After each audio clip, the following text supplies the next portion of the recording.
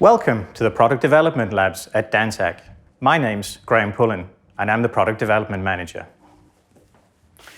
So today we're going to talk about skin health and one of the ways in which a skin barrier can contribute to maintaining optimal skin health. We're taking a look at pH and the effect of a buffer system. Firstly, pH is a measure of acidity. It's measured on a scale of 0 to 14, as we see here. pH 7 is neutral. That's the same pH as water.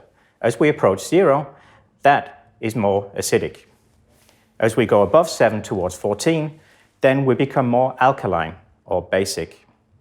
And the pH in itself is extremely important for many bodily processes as it controls the enzyme activity. So here we have a little demonstration about pH, changing pH, and a buffer system. So let me just explain just a moment what a buffer system actually is. A buffer system is to maintain a stable pH to maintain the optimal activity of enzymes. A buffer is basically a mixture of weak acids and bases that work together to maintain that stable pH. So let's have a look at that now. Here in this flask we have just pure water. As we can see, it's around pH neutral. And this one is buffered to be pH 7. So when we take a little bit of strong acid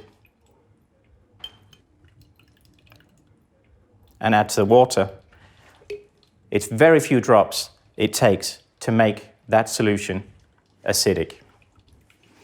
Whereas over here with the buffered solution with a very stable pH, let's have a look at what happens.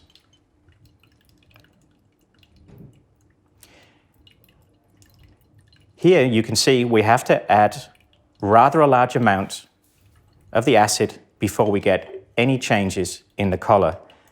And this is the buffer system working to maintain a very stable pH. So why is pH actually very important when we're talking about skin barriers?